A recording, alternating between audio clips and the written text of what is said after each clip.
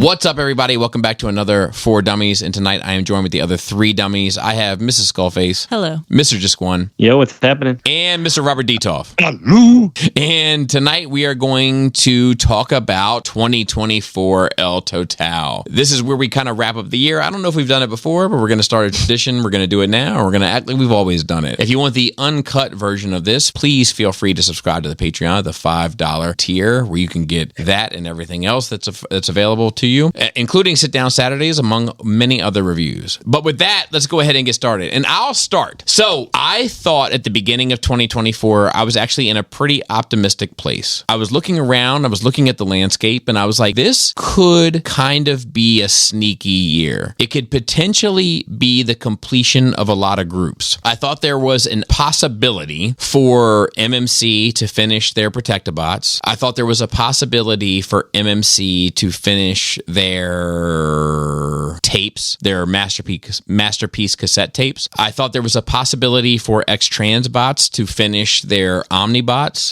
I thought there was a possibility for Fans Toys to finish their Aerial Bots and their Stunicons. Like, I just looked at the landscape and I was like, this is a year where a lot of companies could finish a lot of groups. And at the end of the day, when the rubber met the road at 6 p.m. after dinner, it didn't happen. The only thing that we got finished actually was the Fans Toys Aerial Bots. That's the only completion that was brought to any of the kind of groups that remained. And I think that Ethereon is probably going to be a standout piece for the year, perhaps remembered more favorably than I would recommend, but nonetheless like a standout piece of the year for better or worse. Right, and that's because that they finally completed it, or more just because of really just for like everything else that came out. Really, just that they finished it, and that as long as you don't try to move it too much, it's great. Do you think, though, not to sidetrack too much, but I think it would have been a bad move for them also to complete the Menasor. Why? I just think it then takes away from the hype that they did it. Like, I think it's, all right, cool, they did it, and now you have something for them to be hyped about also for next year. Like, dude, they did this too. And then if they stay on track, the Constructicons will be almost done. So 2026, they can wrap those up. They'll probably already have whatever other combiner they've got. So I don't know. I think if they had finished this Stunicon specifically around Christmas time, it would have felt great, to have that thing done for Christmas. And then on top of that, then if they finished the Constructicons the next year, it's just kind of insult to injury. I actually think if the Aerial Bots and Stunicons landed both in 2024, it would mean more than the Stunicons and Constructicons landing both in 2025, if that's what's going to happen. Because what bothers me is, I got hit up for the pre-order. I'm sure you did as well for the Magnus. Right. Yeah. Okay. Why the is that coming out before the end of the year? Why did Fans Toys choose that? Because next after that, I believe, is the wrap up of the Stunicons. So what the Like, it would have been so much more meaningful. Like, they're ending with a fizzle. I mean, okay, maybe a great Magnus, but come on. Yeah, I was gonna say, I don't think it's a fizzle. I'm excited about that Magnus. You wouldn't be as excited. So I'll be honest with you. I'm not as excited about that Magnus if the X-Transbots didn't exist. So I've never messed with that one, so I don't know. I've heard that it's good, but it's not spectacular by any stretch of the imagination, but it's good. And I think if it's kind of similar to like their Galvatron 2.0, right? Like when they drop their Galvatron 2.0, I'm sure some people will be excited about it, but I won't, because another Galvatron is already out there that's pretty good, and it's their 1.0, right? So like I know that was a weird choice to me. 100%. It's because of the tune accuracy. The original Sovereign is not uber tune accurate, but it's not that far out. So look at the chest and torso. Look at the chest and torso. The Fans Toys Sovereign 1.0 is far more of a Fans Toys product. It's the broad shoulders, the intimidating look, like I'm gonna beat the out of you and ask no questions. The 2.0 this is how Sunbow made it look, and we're gonna make it look the way it looked. SWAT. Yeah, I mean, that, and I think that's their goal, but it doesn't cause excitement, right? Like, even if I was gonna swap out my Galvatron, which I won't, but even if I was, I wouldn't be excited about it. Right. But looking from a number standpoint, like, you think that and I guess they could, but would the community have been so mad to be like, look, we just spent $400 to complete Ethereon, and now we're gonna spend spending, because the other one's going to be $400 or close to it. It's a lot. You're asking. I just think for people's pockets, maybe like, look, man, that's a big ask. Yeah, but they don't care. I'm sure they don't care. They take what they're given. They've been. It's been holidays. proven. It's the holidays. I don't know. I'm okay with them if it does come out where them like, hey, look, yep, we know it took a while, but now we're on pace to like, all right, we can give you a combiner a year, and this is kind of where we're going. I'm all right with them setting that trend if it goes that way. I will say, like, and I haven't done my best worst and all that. We're recording this a week before Thanksgiving for those that are listening. I think I know what my figure of the year is going to be, Transformers wise. I think it's going to be the X-Transbots long haul. Yeah, for the whole year. Huh? Yeah, I think it's the best Transformers figure I bought all year. So that you bought, or Yes. that you've reviewed? That I bought. Okay. That I bought. Now, what else came out though this year? So when you throw in what I've reviewed, the Unique Toys Dino. Oh, right. A spectacular figure. Like not for nothing, aside from what I've purchased, objectively, it's the best Transformer figure I've looked at all year. But I didn't buy it, because I don't want it. I don't give a about it. I think it looks ugly. Oh, dude, it's not the X-Transbots Ironhide? No. I didn't buy that, by the way. What about Megatron? What about Robosen? You bought yes, you did buy that.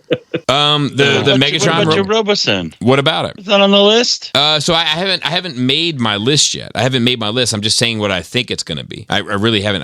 I've put down some things that I think are going to be the worst and best and all that kind of stuff. But there's a non-Transformer company that has kind of solidified themselves this year that had a reputation, a really lousy reputation for years. And I feel like 2024 was the year that they solidified themselves as, no, we are a real player in this game. And that's Mafex. Mafex has pretty much nailed everything they've put out all year long. There's something to be said for it. My randoms are going to be the highlight things of my years, which is Jada Toys as a whole company is a surprise for me. So that's nice. And Blitzway. Yeah. My favorite things are not Transformer stuff. I don't think there's anything wrong with that. And the Jada Toys is another one of those. It's like, it's really good for its price point. But it's fine. I'm saying it's fine for me. Like, it's fine for me, but I don't need it to do a bunch of crazy stuff. It just has to look good sitting there. And for the price point, it's perfect. So Bobby, going back to just wrapping up your year. So, all right. So you got your long haul as your best transfer. What's your best figure this whole year? Ooh, that's a great question. Like, long haul's up there for me, and I'm not sure that I can think of another one. There's been some other great ones. I think that the MMC Hotspot is a great figure. Well, even if it's not transforming, I'm just saying. Yeah, I know. But I'll be honest with you, Yeah. I haven't. It's funny. It was actually the context of a conversation today with Laura and I. But I haven't really spent a whole lot of money on figures this year, so I haven't really bought a whole lot. When he says hasn't spent. Well, I've spent more than most people, but I haven't spent as much as I normally do. Yeah. Right. You're down from what is. So I think I got the Hot Toys Padme this year. That was a nice addition to my collection, but I wouldn't say that she was better than the long haul. Long haul is in the running for me. Long haul is a great figure. Is that because you expected it to not be great? No, they just nailed it. It's just a good, solid figure. It's fully painted. The transformation is not super X-Transbotsy. It looks good in alt mode, looks good in robot mode, has the appropriate accessories. The sculpt is interesting. The articulation is there. The build is solid. Like, it just kind of checks all the boxes. Like, there's other stuff I can point to that I've bought this year that's good. I've bought 4 statues this year that were super affordable, sculpted fantastically, painted to the nines, and look terrific. And nobody's talking about them, in my opinion. But they're these Mass Effect statues from Dark Horse. And I bought 4 of them. And each one of them looks exactly like they should look. They were $60 shipped. They're painted to the nines, and they look amazing. I would have paid 3 times the price for these, and they were $60. I would have paid $180 easily for each one of them. And they're all statues? I think Laura just put a photo in Yeah, here. they're all statues. That's one of the best purchases I've made all year. Like, Black Series has been in a weird space. I think the best line, like the best overall line that I've been purchasing and buying into that are the most consistent all year long is easily, hands down, without a doubt, G.I. Joe Classified. It's a great line. The figures are done exceptionally well for a very affordable price. There's love, passion, and effort put into every single one of them, and rarely do they get above $45, which is part of the problem so for our crazy taxman. just to think about it like that. Like you're paying $45 for a GI Joe. Yeah, so you think about it that way, right? Like a GI Joe was $2 back in the day, right, or like even $5, maybe if it was like came with a small vehicle. And now they're mostly $30 shipped, and they can range anywhere up to $45 or $50. But the worst ones are better than most of the average ones from other lines. Like it's an exceptional line. And like in the same breath, and Patreon people will know, I've had the opportunity to look at a lot of mainline stuff this year. The main line is leaps and bounds above what it was at Combiner Wars. Right. And I can see that too. Just It's even like come just a looking at stuff long in way. the store and seeing what's stuff. That Studio That's good, though. Series 86 Prime is an exceptional mainline figure. Now, and this is an interesting topic perhaps for a whole nother discussion, but it's an $80, $90 figure from Hasbro, mainline. And I can't help but ask, and maybe I'm off because my heart is so invested into the that it's invested in, but has third party numbed the Transformer audience into spending a large amount of money for something that's of higher quality? I just look at too, it's like maybe it just got big enough where Hasbro was like, look, we don't have to compete with them. We just have to steal a little bit of the dollars. Or we can compete with them if we raise the stakes. I think part of the reason why I think $80 or $90 too is inflation does have a lot to do with that. You know what I mean? Like I think traditionally that probably would have been like $60, maybe. But like you take like that Studio Series Prime at $80 or $90, whatever it is, it's under $100. Mm-hmm.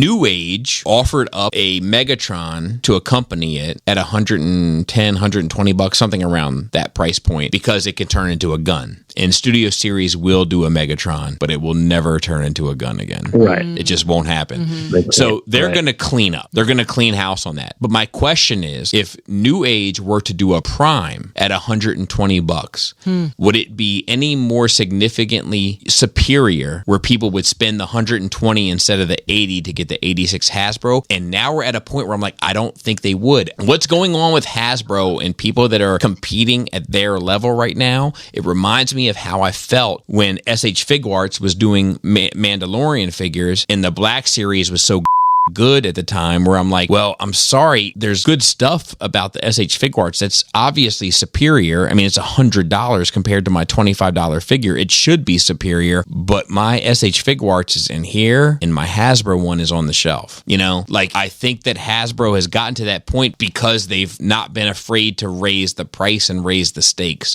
of what it means to buy into their collection. And I applaud them for it. I've been saying that since the beginning, that's how they should handle business. Well, I think kind of in the same way too, I think what's going to be interesting just to bring it to third party too is like Fans Toys, for example, making a Prime, right, that you don't necessarily need anymore. When I guess when you have companies like Magic Square who are upscaling their really good Legends figures, like the Magic Square Prime to me is a dope Prime, and it was $100 when it came out. I agree. And it's like and their Combaticons are looking to be excellent, especially when you consider the cost. Like that was the great thing about Zeta. That tricky thing though with costs though, right? Like because that swindle ain't quite right. Like really? Yeah. But look at the Zeta. The Zeta and bot modes aren't quite right. No.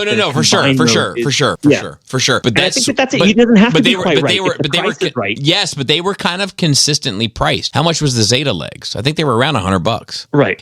So I think that like the Brawl is too close. Like the Brawl is right there on the edge where it's like you've almost got it. They're still testing the water though too. So like I get it, but I think there is a market there, especially when they've worked out. I just think that they're on to something in the fact that they're like, hey, look, we can actually kind of upscale these things. We'll make them a little bit nicer. You know what I mean? They don't have to be super expensive. Well, I agree, and I think that even that larger than that, right? Like whether or not the figures are a success isn't the point, right? The point is that they are upscaling Legends figures to Masterpiece at an affordable price, and they're fine at minimum, right? So like we all know as fans in this hobby that people will pay less to get less and be happy, right? As long as it's presentable. Especially if that company's prolific too, you know what I mean? Especially if they're 100%, especially if they're prolific. Right. So like I think you are correct, but I think that I still want more Like, I don't want it to be fine. I want you to upscale it and knock it out of the park because you've already done the legwork, right? So upgrading should be easier, right? But like the fact that those hips in Swindle feel the way that they feel, in my opinion, $400 is unacceptable.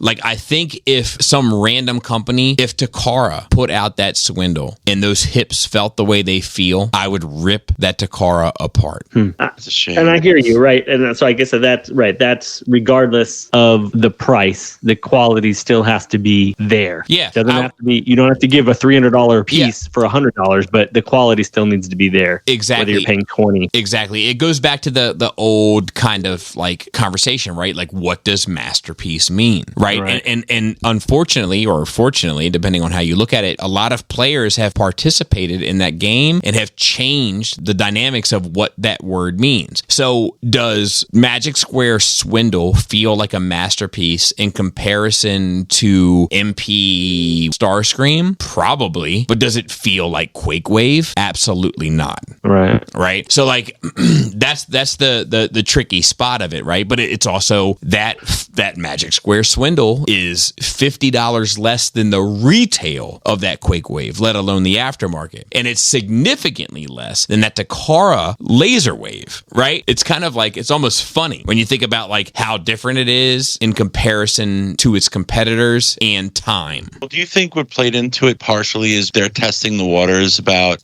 people's willingness to buy their MPs, especially MP combiners? So maybe they didn't want to invest too much and risk too much on asking a collector to maybe, instead of spending $400, $500, hey, spend $850. I absolutely do. I think you're right on the money, Robert. I think if you take this Fans Toys Ironhide, right, it's getting ready to hit. What is that selling at? 200? Is it selling at? I'm sure it's $200 or $195. Let's say 200. Anyway, $199 is pre-ordered on BPTS for $199. Damn. Look at my estimates. Yeah. So let's just say that Magic Square upsized their Ironhide for $100 right now. I don't know if Fans Toys can compete. I wonder if that's an interesting business model. Spend your engineering on a Legends figure that Legends have a tremendous profit margin, especially now, and then convert it to Masterpiece. I wonder if it's cheaper to do that. And there's a whole other side to this whole discussion that none of us are acknowledging. New Age is doing 86 Studio Series Megatron, right? I love it. I love it. Magic Square is doing Masterpiece Combaticons. And do you know what neither are doing? Season 3 Legends. It's almost Think like about that. It's like dude. It's we're almost better off upscaling our exactly. than making brand new characters. It's almost like we know what we're talking about on this thing, and that's why I'm like, when people are like, "You're gonna get in on that Computron," I'm like, "You're not." Which one? The Legends? The Masterpiece. Masterpiece. Because we don't know when one's coming. But isn't your favorite Bingo Toys? Bingo. Oh, right.